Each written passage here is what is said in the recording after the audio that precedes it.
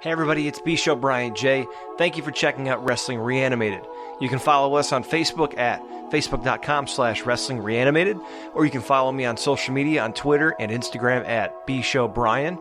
You can email me with your ideas, your thoughts, your critiques, and your take. If you'd like to show your support for us, please subscribe and rate us wherever you listen to the podcast, and share us on social media with anyone you think will enjoy us. Thanks again, and enjoy the show.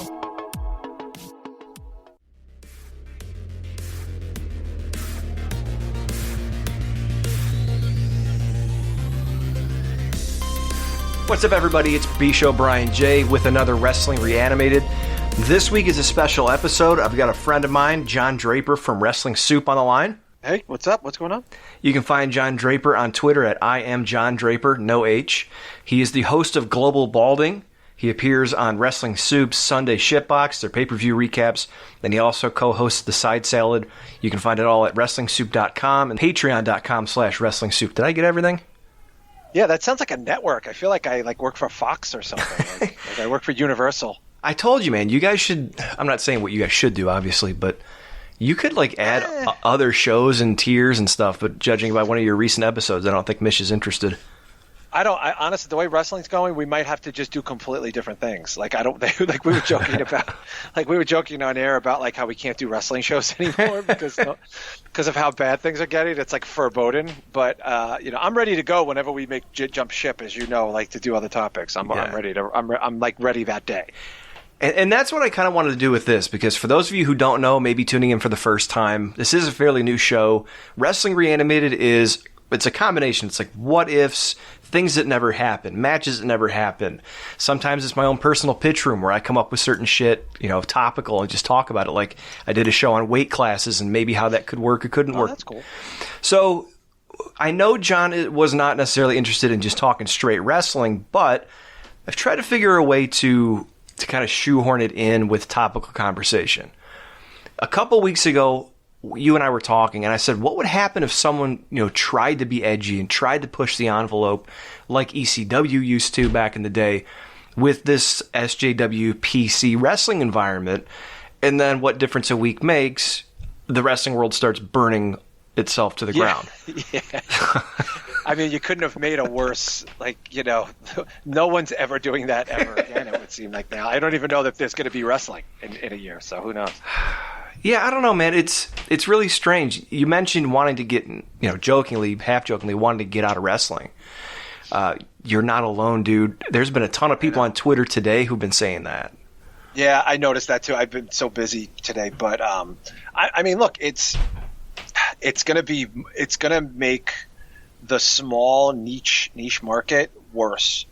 At this point, we might as well just talk about fishing lures. I mean, I don't know. I feel because I think people are going to run away now. I genuinely feel that way. I got very little pushback from people when I said that, but I do think people are going to flee the burning building because they were holding on by just happenstance and childhood memories. You know what I mean? And I do feel that this could be the tipping point. And also now it looks like Corona is going to really take a hit, it's going to put another big hit on the business for the rest of the year, it looks like. I don't think it could survive sex scandals, COVID-19, dwindling ratings. It just, I don't know how it survives. I really, really don't. And I do see other people basically saying, I don't know, I'm not really into it. I don't know how I'm supposed to watch. And I made a half-assed statement yesterday where I said, I don't see how anyone ever takes their kids to this ever again. But I wasn't really kidding. You know what I mean? It's just it's disconcerting to think that you might buy a t-shirt or a doll or play a video game or be in a fan club of or make a sign for someone who is, bad, who is a terrible, disgraceful, disgusting person. Because then everything you said, glorifying that person is on social media forever. You know what I mean? So it's just, I don't know. I got a few people pushing back saying that that's not the case, but I don't know. I think it's going to be tough going forward. Don't you think? I completely agree, and not just from a case by case, wrestler by wrestler basis. And I know you're saying, how do you go to shows and support them? It's this is really putting a huge black eye in the entire industry.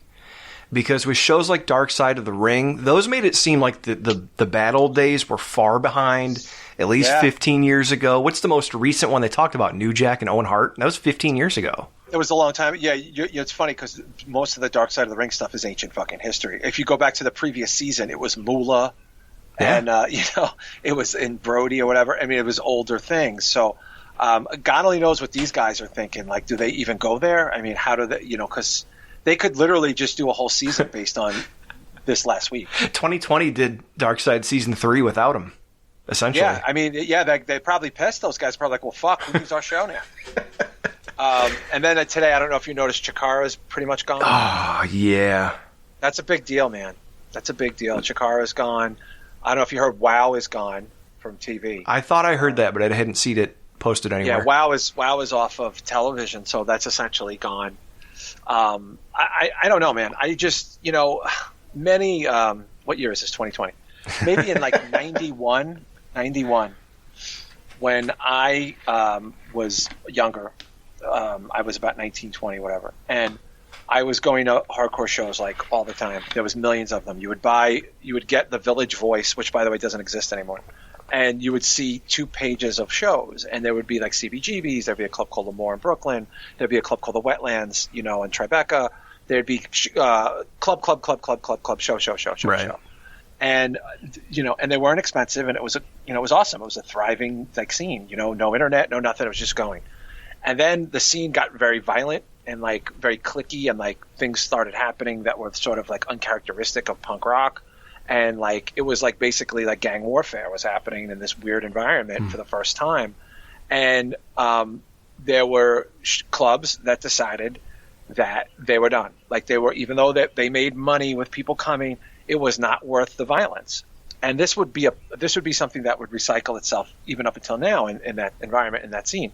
But I remember how damaging it was to go to like CBGBs on a Sunday and then find out when you left there was this huge fight and somebody got stabbed or whatever, and now there's no shows. Every show is canceled. And then these other clubs, so it was like this snowball effect. And what happened was these clubs would stop having the shows. So what I think is going to happen is, because independent scene is so bad right now in wrestling, because there's no shows for pretty much most of the year, they're just not going to happen. Like people in a similar fashion, it's going to be like, well, we were going to have this show, but half the guys that got booked are on a list now, and 2 of the other guys got COVID, and one of the women apparently got groped the last time I did a show, so now I'm on a list. And it's just like, like how, like, wow, who gets to survive? Like how, what does the landscape look like? And I don't think it looks very good. I really don't. I think what WWE is going to do, and I wouldn't be surprised, I'll make this prediction here and now, predict AEW to flee most of the time, to go to countries, to go out of the country where they could get a deal to do shows. AEW too, or WWE? AEW, just like, and it won't be the UK, I can tell you that right now. Oh, hell no. It might be another Middle Eastern country, like something, like WWE sort of has, Saudi Arabia on lockdown. But don't be surprised if, maybe a country in Latin America, you know what I mean? Like someplace with without a lot of COVID and lax laws, like don't be surprised if that's what they end up doing, because I don't see venues and insurance companies saying, yeah, here's an insurance liability waiver for $1 million to do this small show in a gym. And then they go on the internet and they're like, oh, wait a minute. Like we could get sued for we can get killed here. Like people could actually sue us if something happens at one of these shows. And I think that's what's going to happen. That's a good point. You brought up Saudi Arabia, man. Did you see some of the substance of the latest lawsuit, the class action lawsuit against WWE?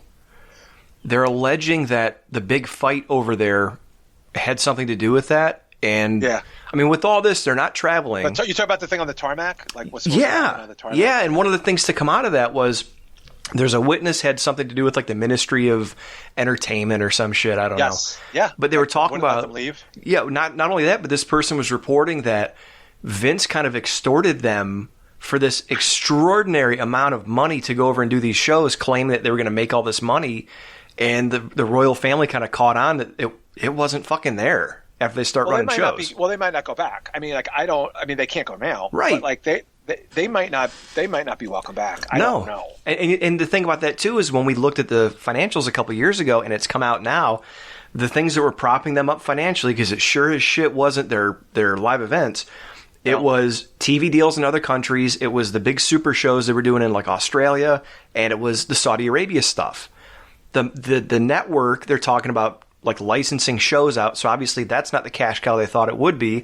Now Saudi Arabia may be off the table, and they can't even tour in the States. Like, what the fuck is going on? I mean, I know they're getting a shitload of money from Fox, but they can't go to a lot of European countries and stuff too. I mean, I'm seeing a thing now, like this just showed up today, where Americans might get locked out of European countries again because of COVID in places like Texas and Florida and California. My kids just found out that they cannot go to Hawaii. They're supposed to go to Hawaii for 2 weeks with their family. And there's a mandatory 2-week quarantine. And their trip was for 2 weeks. So there's no Hawaii. I mean, like that's gone. And that trip wasn't until August. And it's already been canceled. I'm still waiting to hear about New York Comic Con.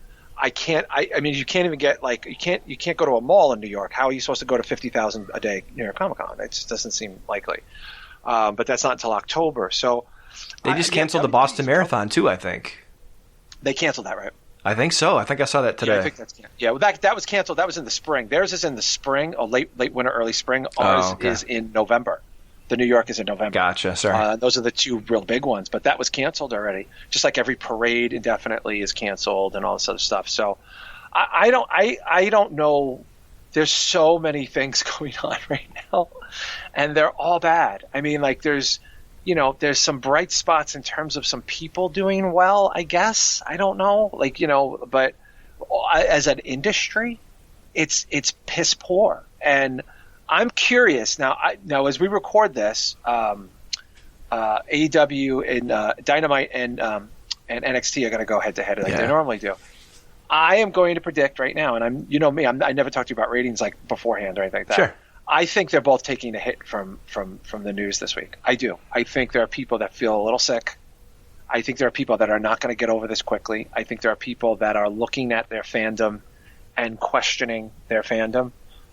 So I don't be surprised if both shows take a pretty decent dump in terms of ratings tonight. And then I will be curious if the conversation will be, well, that's because of speaking out. That's why. The excuses from the same old. Have they even said anything yet about it? This whole thing? I mean, I've seen tweets. Not really. Very little. Very little. It's nerve wracking to me because stories get worse every day, and the apologies get worse every day. Oh my God, yeah. The apologies are mortifying to me. Like who wrote these things? I can't even imagine. You guys have been harping for a while that like all these guys are being paid this extraordinary amount of money for not drawing. They're doing it because they have social media followings or they think they're cool and they want to be hip and pull these guys into their companies. Right. And this reeks of guys like that. I hate to say of privilege, but like in the business who've had their assholes verbally licked for the entire career because they do flips and they look cool. And the social media thing's interesting because, and my brother Kevin would be a great person for you to have this conversation with. There's a very big difference between a band with a very big social media presence and a band that will get people to go watch them play. Right. I know your brother tours a little bit, so I know you'll have a little bit of an understanding of this. Yep. There are stories upon stories of promoters and bookers in music who were sort of hoodwinked by artists and bands and musical groups, whatever you want to call them, who have these staggering social media presences, just really impressive amount of people that follow them.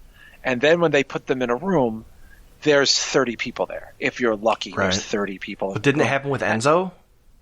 Yeah, it happened with Enzo. Happens all the time. And Enzo's not some schmuck, doing YouTube videos trying to get famous. He was on national TV for 5 years. I will tell you another story, and I have to be careful how I word this, but 2 years ago, when Elias was supposed to do a concert in a club in New York when WrestleMania was here, do you remember that? Elias was supposed to play Irving Plaza, which is a very big standing room in New York, very famous room. Very, very famous room. Not huge. I mean, I think it holds about 500. Maybe I'm being a little overzealous with the 500, 300, 400. Okay. But, it's a good room. I've been there dozens and dozens and dozens and dozens of times over the decades. Who owns that? Who's the big concert people? Live Nation? Live Nation, thank you. Live Nation owns the venue. Okay. Our friend is a pretty big person in New York in Live Nation. right? He is. Okay. He went from booking hardcore shows at a FW hall to being a booker Live Nation. Gotcha. And he's also a wrestling fan. And I don't know the real story, but this was WrestleMania weekend. Elias was kind of hot, he was, and this room that holds 400 or 500 people, this show that was supposed to happen, got scraped very quickly. I remember that. Yeah, there was very little explanation. Yeah. The reason is because there was virtually no ticket interest, just social media interest. So even though it was WrestleMania time and it was like not really coinciding with a big other event or anything like that, it was like he was going to do it like from 6 to 8 or some weird shit, and they were ready to go. He was going to do like a real concert and shoot and do shoot stuff and work stuff. Never happened. And that's a room that holds 400 people. And this is a guy on a TV show watched by millions of people globally. So you tell me what the problem is. Dolph Ziggler, my understanding is Dolph Ziggler when he was doing comedy a lot, was not moving a single ticket. Like he was getting a couple dozen people to maybe show up to a comedy club. And this is a guy who's been on TV at that point for many years, had the title. He's not a nobody in the business. Right. But again, it's not, you know what I mean? It doesn't translate over. So, I do think there's something to be said for the buying public. And now that you have a buying public that is very uneasy, that is grossly underemployed, if not unemployed, very concerned about their finances, very concerned about who they're supporting. There's social unrest. There's COVID-19. What else does this like there's the deck is stacked against the profitability, I think, in terms of live gates. We might get to a point, Brian, honestly, I think we might get to a point where there are no other shows except taped pay-per-views and the TV shows. House shows will probably not happen. Well, yeah, they finally admitted that they were losing money on house shows last year. So how can you justify that? Pill to swallow for yeah. I mean, yeah. Shit, no, man. It's really bizarre because one would think that COVID kind of threw him a curveball because you have, and no matter what people say, Fox paid $1 billion or $500,000 for SmackDown. And I know they were happy with the initial ratings, but them saying they wanted to make it and integrate it with their sports-based presentation, bring them in to see the shit that they're producing on a weekly basis. Yeah. To be happy about that and to be happy with no ratings, some people would say COVID threw them a curveball so they can blame it on this. But executives at Fox have to be scratching their heads like, what the fuck did we buy? Well, there's some pretty big excuses in there now too. I mean, we literally, what didn't we have in the last 6 weeks in this country? We literally had it all. I mean, we had, except for the murder hornets. Yeah, and what did Mish say? The Sahara dust storm. Yeah. Well, I keep waiting for terrorism. I think I think this would be a perfect. I mean, terrorists right now are just changing their game plans. They're just going the long game now. But you never hear about terrorism anymore. Well, you would think that they want to strike as many people in one hit as possible, so us all being home is going to thwart that. But then they could just strike in Florida or Texas or something. Because they don't give a fuck. What was it? Florida today had 4,000 cases? At the PC alone. Yeah, and those were all under contract at the performance. Every one of those person is contracted at the performance. They're going to start holding the shows at Tampa General in the lunchroom. They might as well just hold it in a MASH unit. So you had a specific reimagining?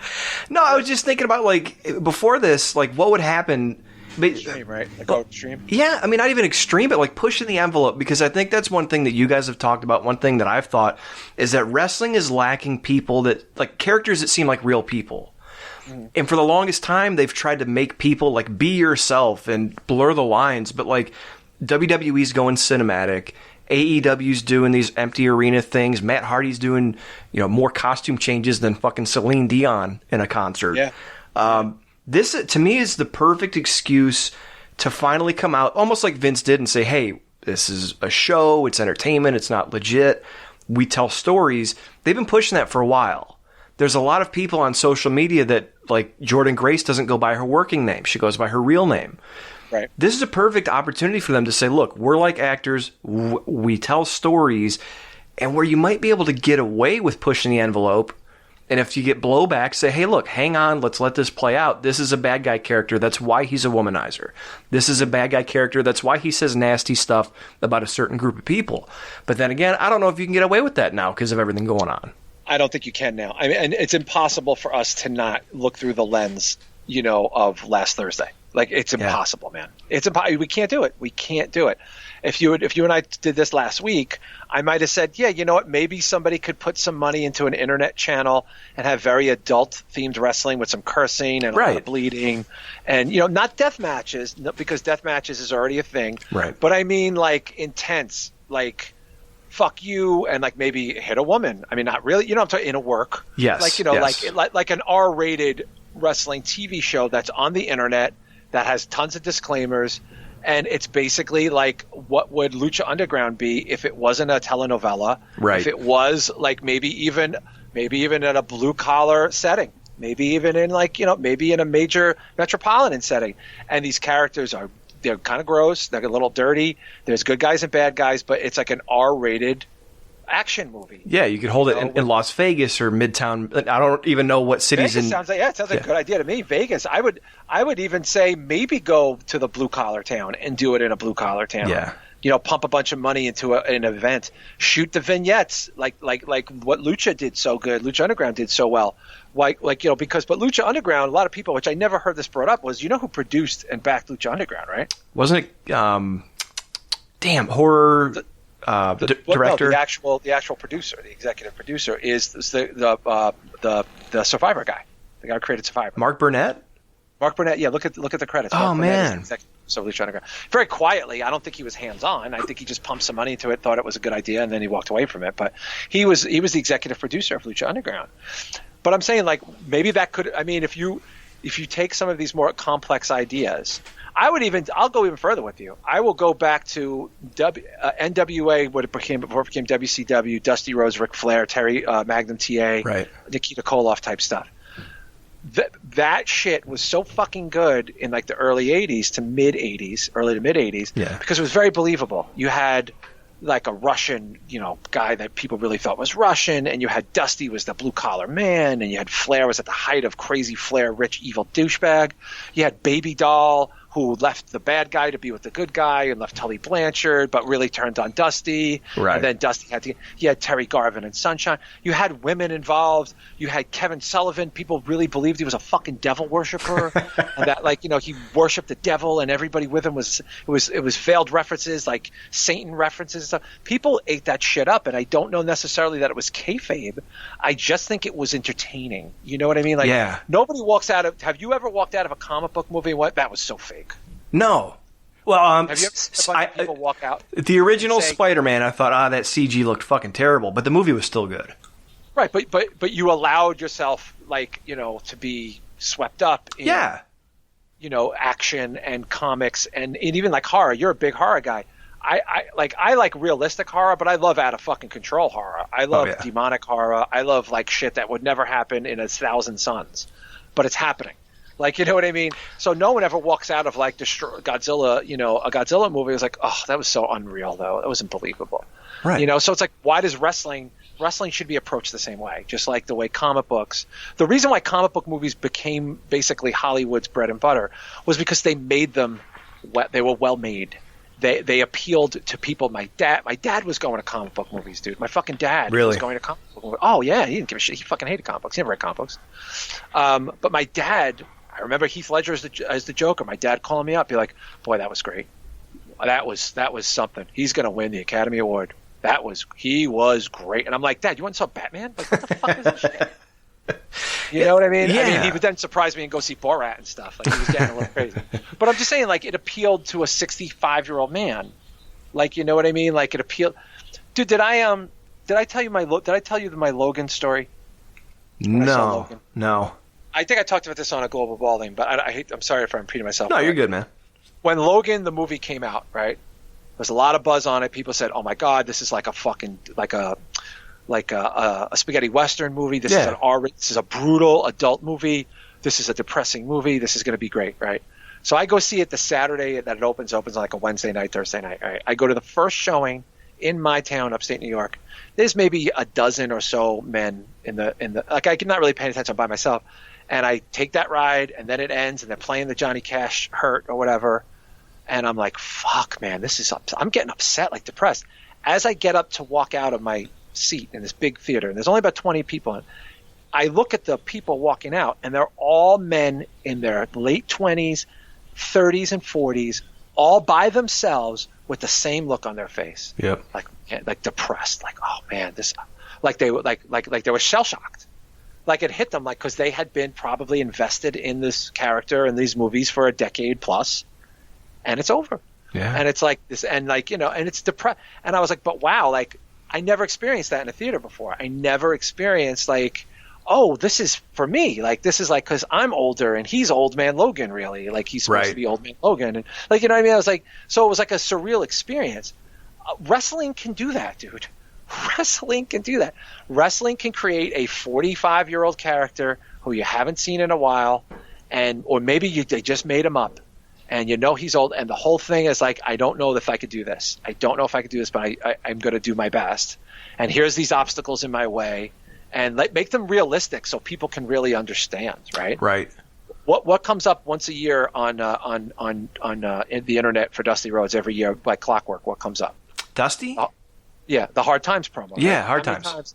How many times do people share that sort of arbitrarily? Right? Because dude, I have friends that have never watched wrestling. And every once in a while, I'll be just scrolling through and I'll hear, it's for the textile workers daddy, and it's for the blah, blah, blah, blah, blah, blah. And I'm like, wait, Dusty? You watch Dusty? What the fuck? Yeah, but because it speaks to you. It speaks to you. It's believable. Now, that shit's all fake. But, Dusty's life wasn't terrible. Right. I think it was normal. I think it was just lower middle class, lower income. He wasn't living like, he wasn't dancing for quarters in front of a saloon. But watch that. Like, anybody could watch that and go, I believe that. I totally believe that. Ric Flair, when you and I are long gone, there will be athletes doing the woo in 2075, you know what I mean? And doing the jet flying, limousine ride forever. Yeah. This is going to last. And that's not really real either. Like, you know what I mean? Like, like it's not, Ric Flair was not flying around the world with women and stuff. Yeah, he was banging a lot of chicks and he was making money. But it's an exaggeration. People believed it, and it's the same. It could be done. I think it can be reimagined. The problem is we have bigger issues right now. No one is going to tune into a show where it's even implied that a man is being inappropriate to a woman, or maybe took liberties with a woman, even in character, dude. I'll take this a step further. I guarantee you, scripts are being rewritten.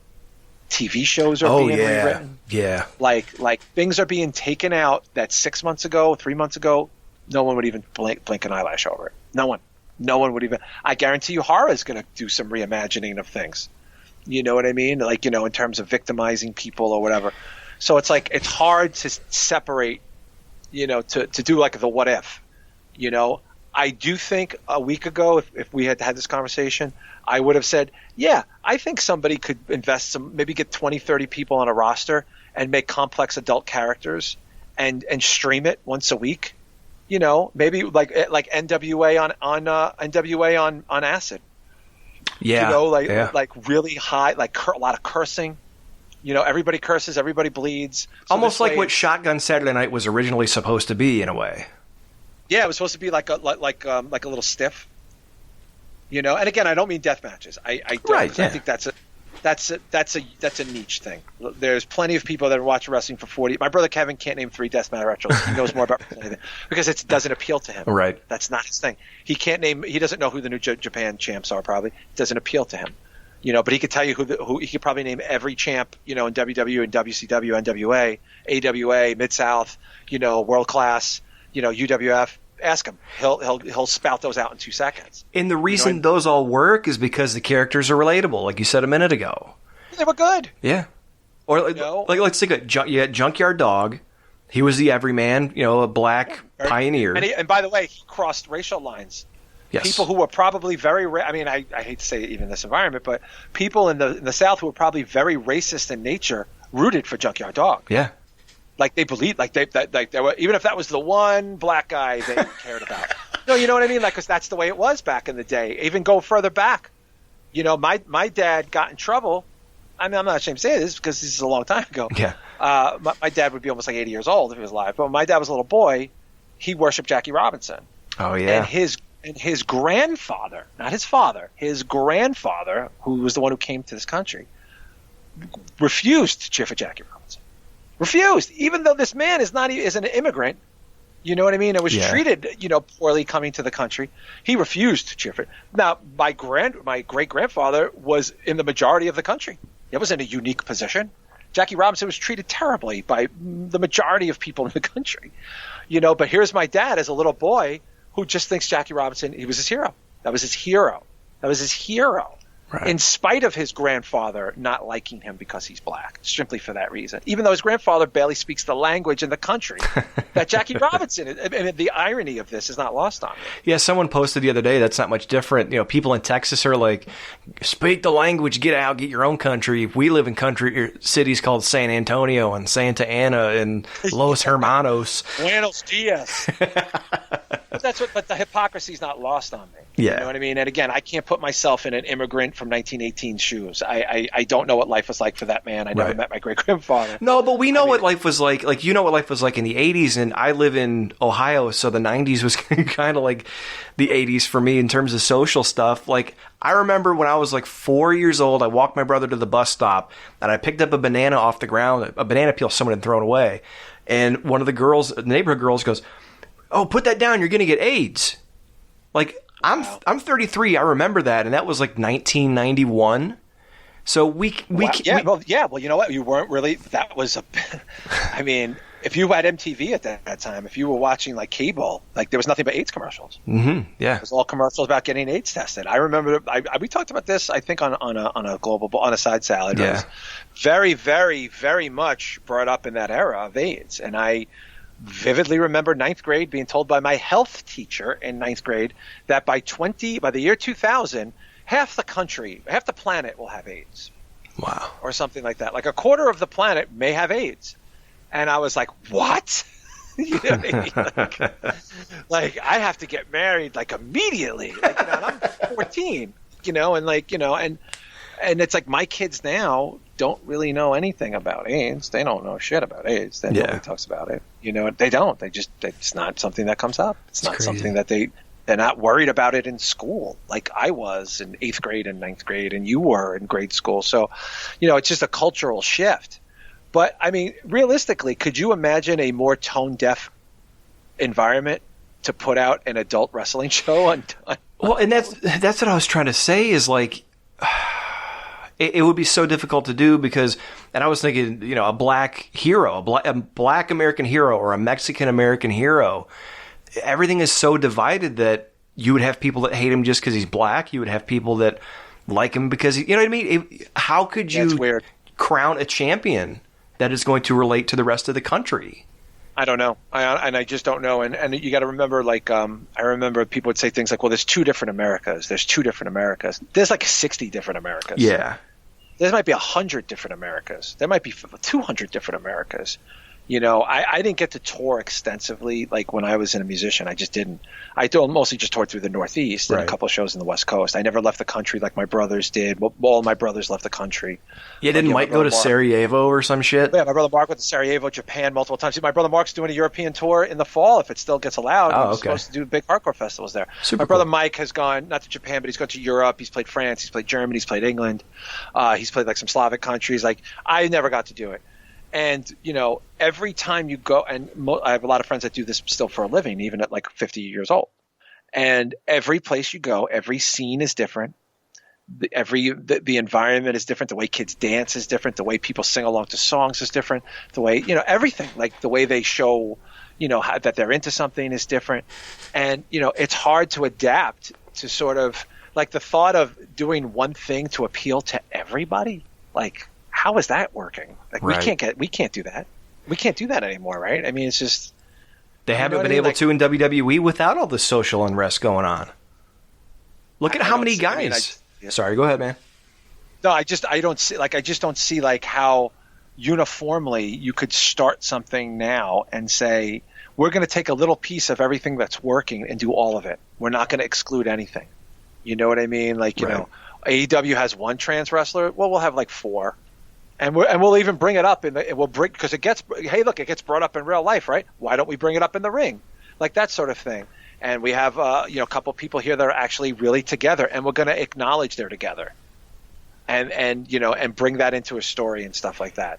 You know, I don't know how you uniformly appeal to everybody right now, because everybody is so fucked up. And the one thing I'd thought of a while ago was kind of a Plan the Big Boss Man thing. If you brought in, let's call them 2 cops, and one was like salt to the earth, clap and stomp baby face, kissing puppies and, you know, old ladies, and then the other guy had kind of an edge to him. He was like slamming beers, and like, think of Dreamer and Sandman, right, as like a buddy cop tag team, for lack of a better description.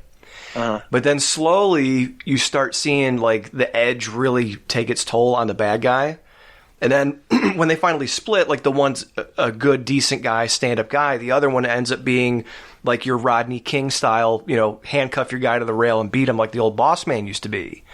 So you're covering both bases, but even then, you're still going to have people that support one guy because, well, yeah, Blue Lives Matter and blah, you know what I mean? It's like, it's so hard to even break that down because no matter who you push in the situation, you know, one of them's still going to get cheered and booed just because of the association with what you're trying to present. It is so fucking bizarre. Or like, who's the other guy from Ring of Honor? And it changes so quickly, doesn't it? Oh, I yeah. mean, like, we can't. It changes on a dime. I mean, like, you know, people, I hate to say it, but it's fickle, right? I mean, like, Daniel Bryan was onto something there. Yeah. We have very fickle fans, you know, and I haven't spent that much time with exclusive wrestling fans in this latter part of my life. I just haven't. But, you know, I've gone to a whole bunch of NXTs, and we've done a few appearances in, like, you know, Chicago and the city or whatever. And we've done a couple of, like, little things here and there. But, like, the one thing I noticed is that, like, when people, like, it's a weird thing, and I relate everything to, like, punk rock and comic books, because it is punk rock and comic books. Yeah. When you get around the people that like the thing you like and no one else in your life likes it, it's such a fucking fresh and good feeling. Like, I could only imagine, like, you know, you see, like, I was watching this documentary on Roy Cohen, the lawyer who was like in the closet, and he was very anti-gay in public, but he had AIDS, and he was like a self-hating Jewish gay lawyer in New York at the time of AIDS, right? And he very hated guy, and like, but he would go to these parties in Provincetown, like, and like, after being like with all these right-wing people, and he was a Joe McCarthy disciple, how he had to like go to Provincetown and go to like these gay clubs with coke and just bang all these young dudes. Because, like, you know, he couldn't be, like, with who he really was in public. And I feel like punk rock used to be like that. Metal used to be like that. Comic books used to be like that. You know, like, and I'm not equating, you know, fandom of people that were torturously in the closet. I'm just saying, when you get out, when you don't have to hide who you are, regardless of what that is, especially when it's nothing that you should have to hide, like being gay, like liking certain music, you know what I mean, like being trans, like, you know, like watching a television program that none of your friends like, right? You know what I'm saying? Or cosplay or anything like that. There's this unbelievably free feeling, and it's an awesome thing because everyone you meet is so happy to be there because, like, some people worked really hard to get to that point. You know what I'm saying? Like, I had some friends that were in the closet in the hardcore scene, not many, but a few, and one of them, you know, now is like 51.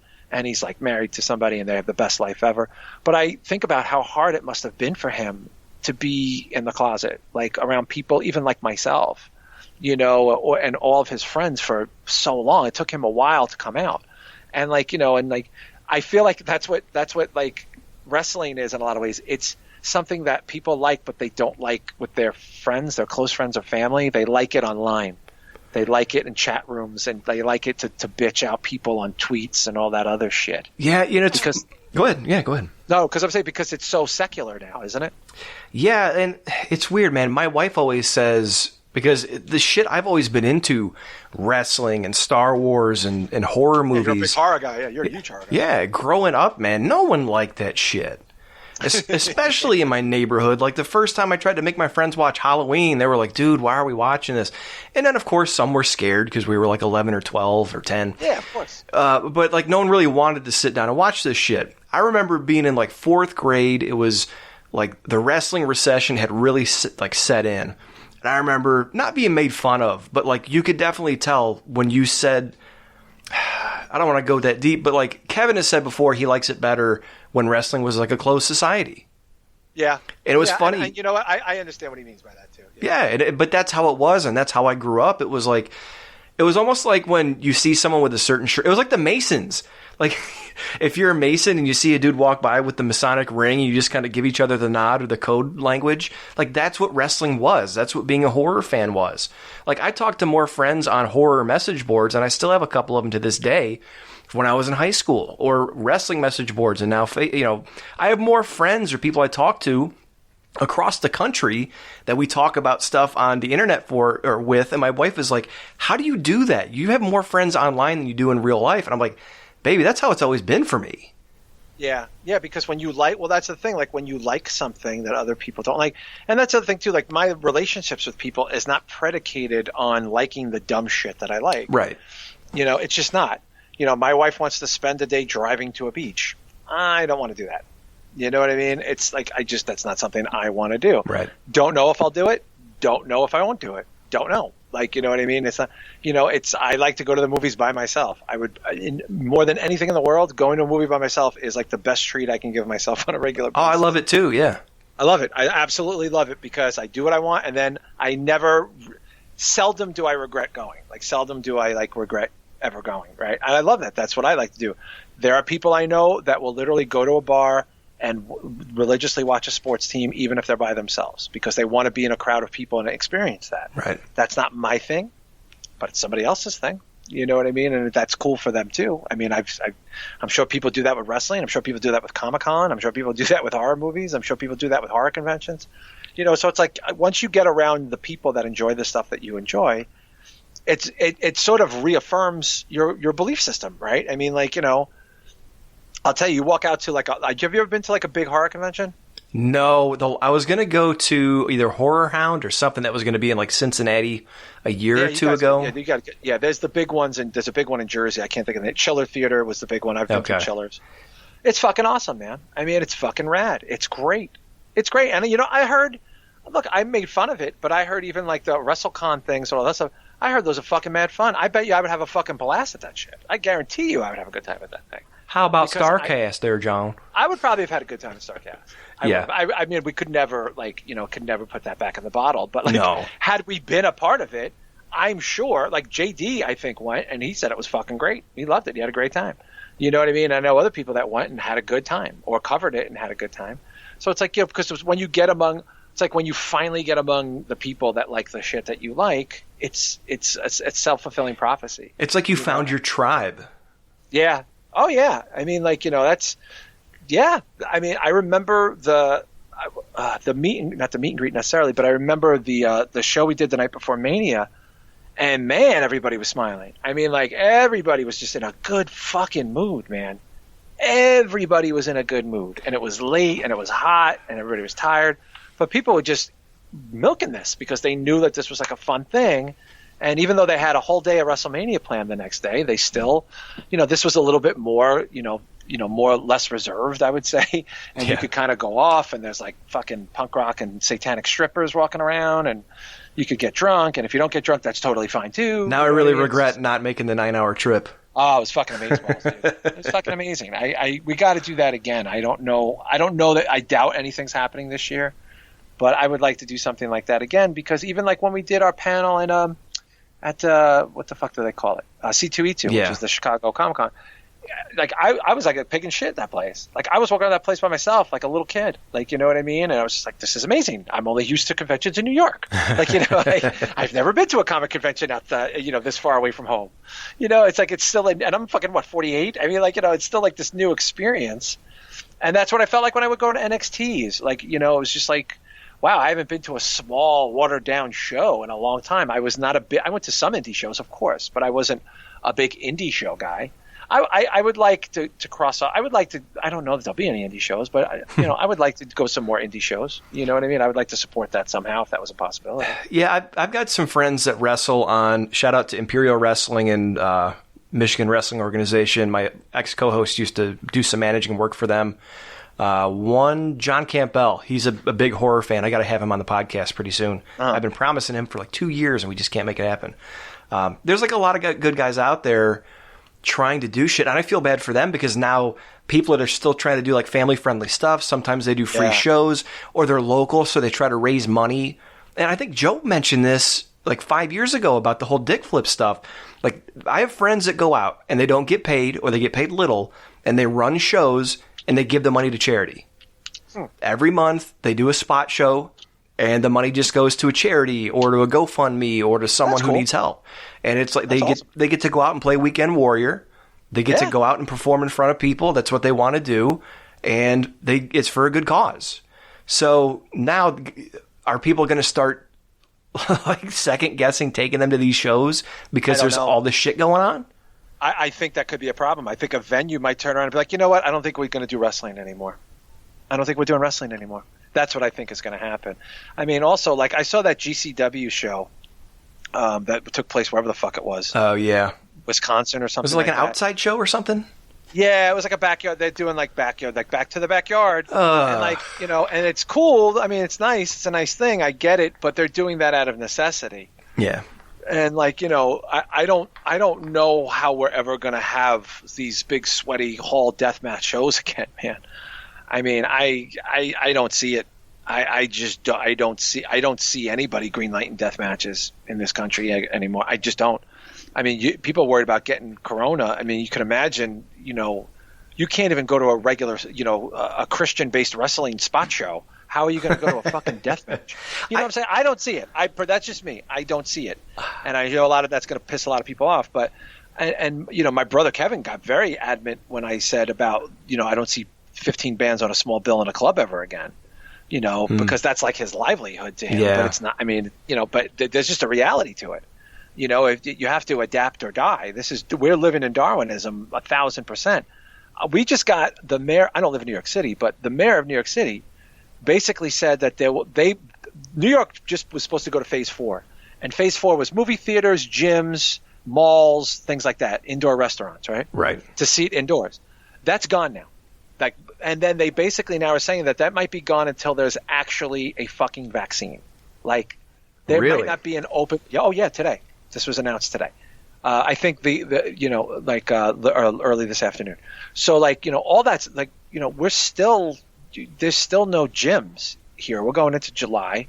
There's still no movie theaters or malls here. We're going into July. You still can't sit in an actual restaurant here. You can only sit outdoors. It's almost July. So there was snow on the ground when it started, and now it's a heat wave. This is the 5th day in a row at 90 degrees. So what's gonna happen? I mean, you tell me. Like, I don't. You know what I mean? I don't know, man. See, I live in Ohio, and people are already like over it. My next door neighbor just took a vacation to Florida. Oh, that sounds like a terrible idea. I'm like, dude, I love you, but you're retarded. Yeah. I know people don't like that word, but seriously, like, you have to. So when they come back, my kid can't play with her friend for like 2 weeks. So I don't know, man. I just don't even know what to think anymore, because I feel like I'm removed from this stuff. Detroit was hit bad, but like the outskirts weren't.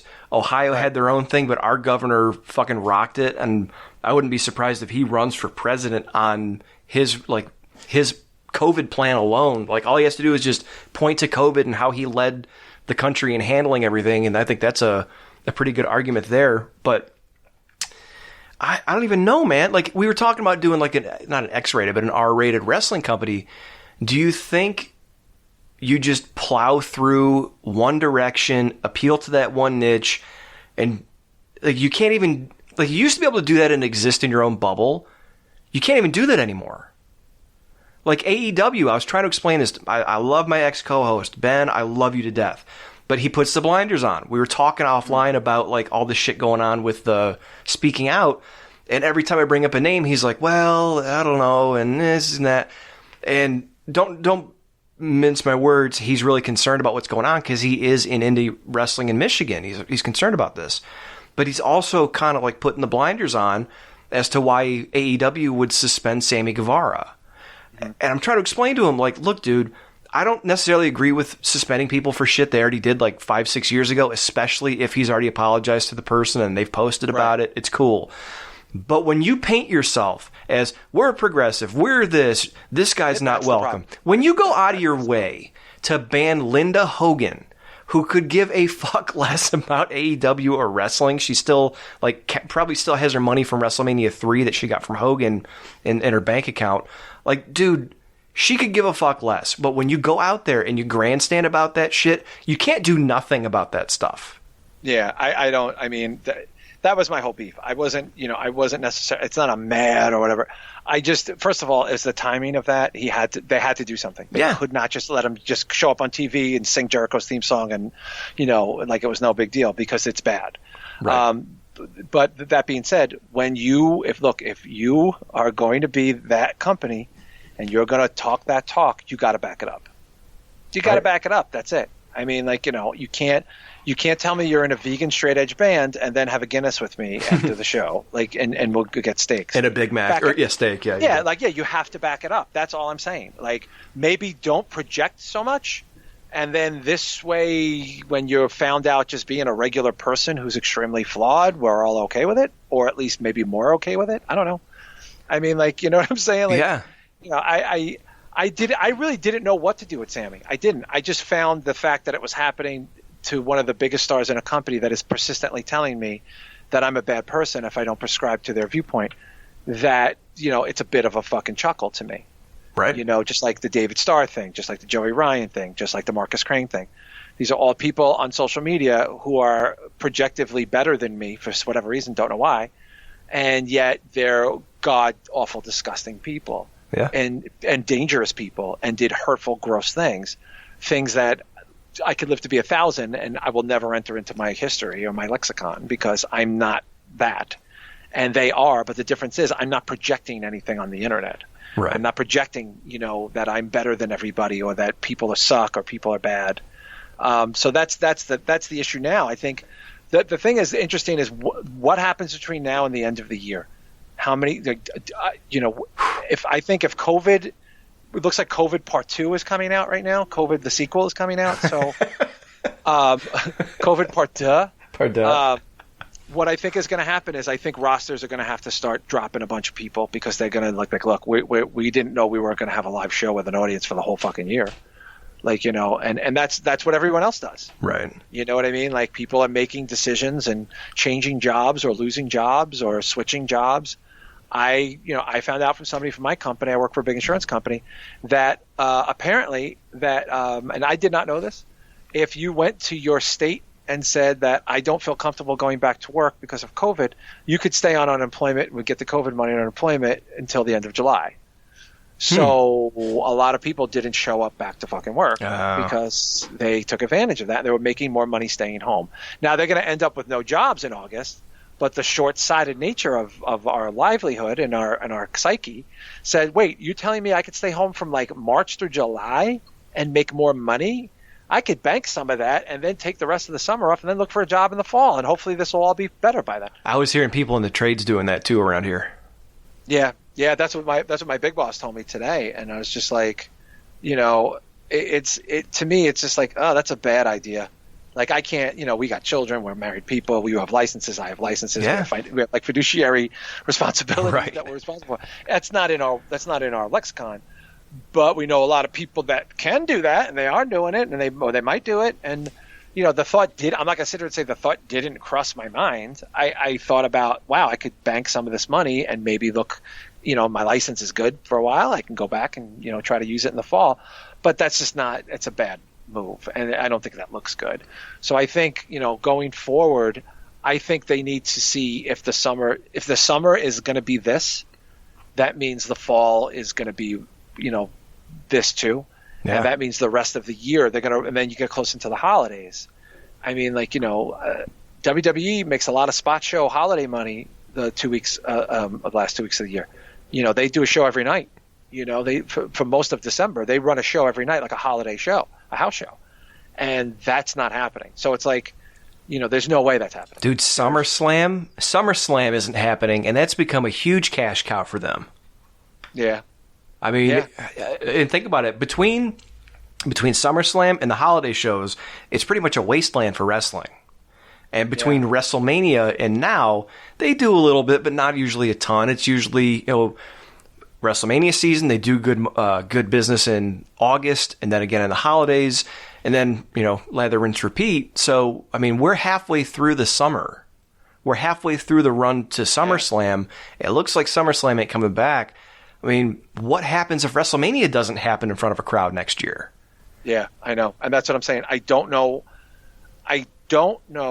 how much this could go on for. And how long can AEW hold on? I mean, from estimates, Khan's burned $100 million launching that company. Yeah. And I don't know that they will put the kind of capital. I mean, they probably will have to, but if they have to, look for some significant changes. Like giving everybody and their cousin and their dog walker a fucking job, an executive title. The executive wife. Look for that to get trimmed down. That's what I would say, because there's a lot of money there. Well, hopefully for them, the Bucks are done milking wrestling fans, hipster fans, and now they're milking the religious fans. Did you see the shirt? Yeah, they're back to Jesus now. It's funny. All these people get exposed for being frauds, and they run right behind religion. Like, it's a weird.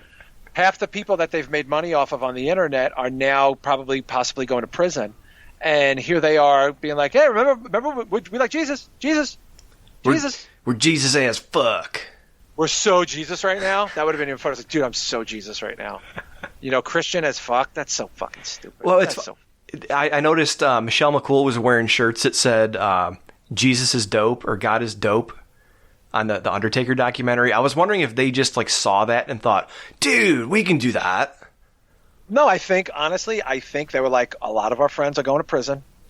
We have a lot of heat, a lot of history with people who apparently are child molesters and rapists and sexual abusers. What's you know what? If we remind people that we're good Christian boys, and again, I highly doubt they're going to be named in anything. I would be shocked. I do. I don't. But I think their morality comes with a dollar sign, and the fact that they're even. The fact that they're even trying to make money off of believing in God is really kind of gross. But like I said, their fans will lap it up. That they'll just be like, yeah, okay, well, I'm a Muslim, but that's cool. I'm an atheist. I'm Jewish. I'm a Buddhist, but yeah, Christian stuff. Okay. Like, I might even convert if Matt asked me personally. You know what I mean? It's weird. Like, if you look at the Bakers or who are the ones, the 700 Club, whoever's on. Yeah. Okay. They're milking people, or Joel Osteen. I don't trust anyone that can't keep his eyes open when he's lying to me. Well, it's almost plastic surgery. I know. I'm just saying, man. Those people at least give people hope and get them through tough times, and they give back to the religion or the cause somehow. The Young Bucks are just saying, we're religious, give us money, essentially. How? That is such a grift. I don't even understand how that happens. I don't get it, man. I don't get it. It's not, it's not for me to get.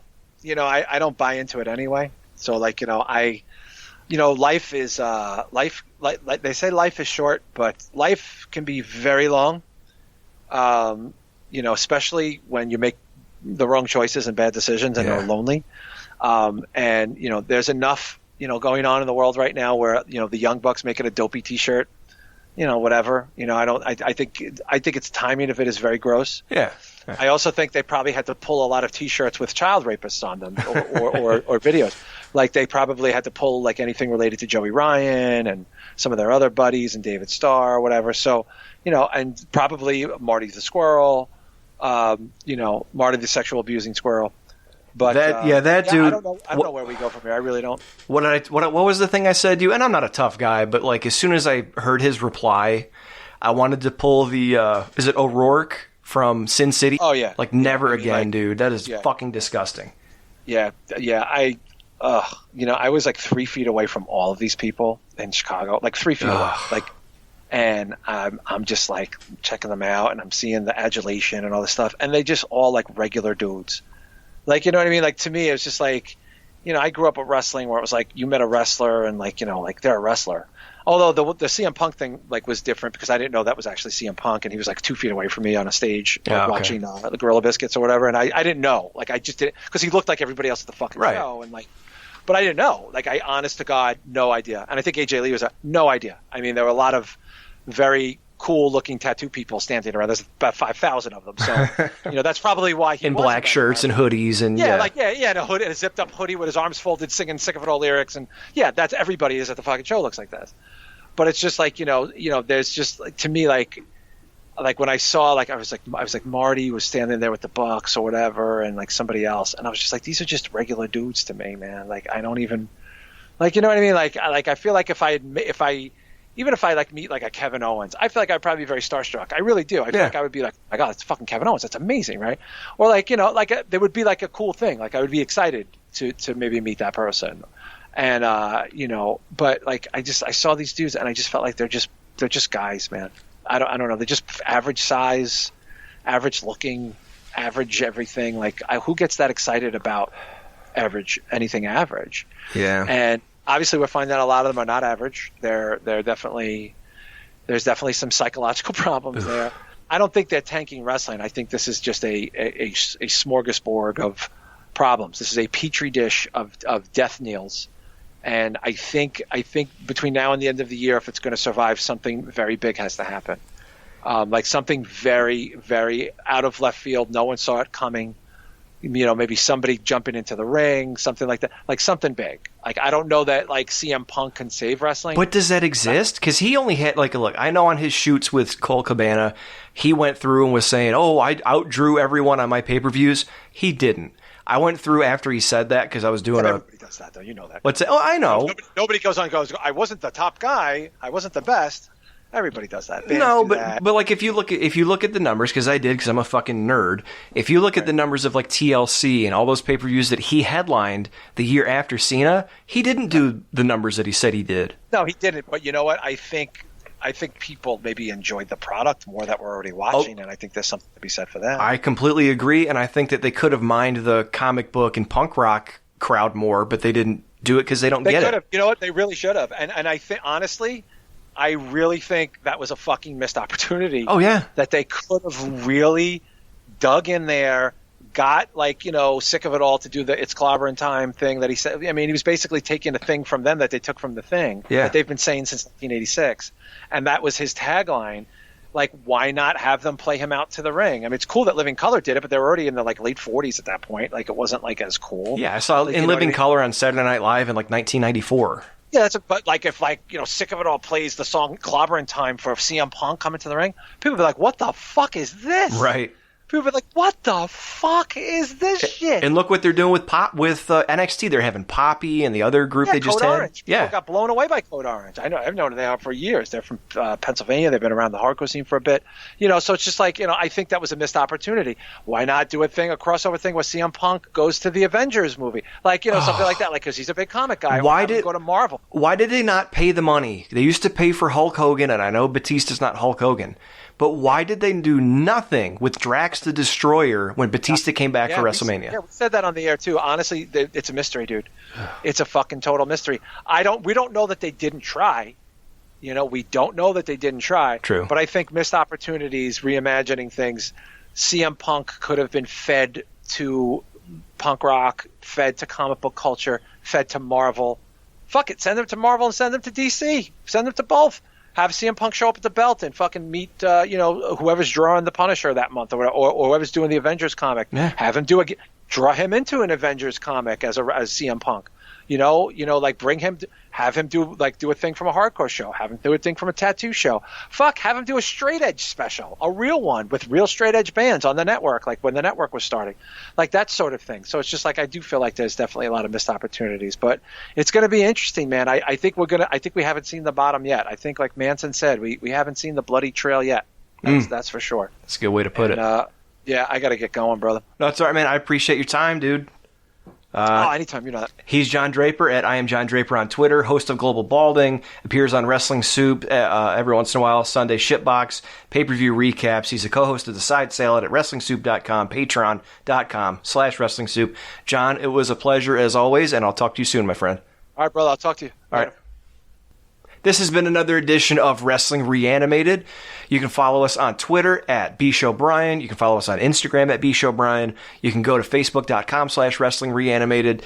And you can find this podcast wherever you download podcasts, or BShowPodcast.com takes you to the Spreaker page. Next week, I'm not sure what we have going on. It's 4th of July, so maybe I'll look at a Great American Bash or something along those lines, because I haven't done anything retro in a while. But it's always a pleasure when I get to have John on, because he has a unique point of view when talking about things like this because he's been in the music business and sees things also from a business perspective because he has a background similar to mine. So I'm Brian J. Thanks for checking us out. Hit the subscribe button, and we'll see you next week.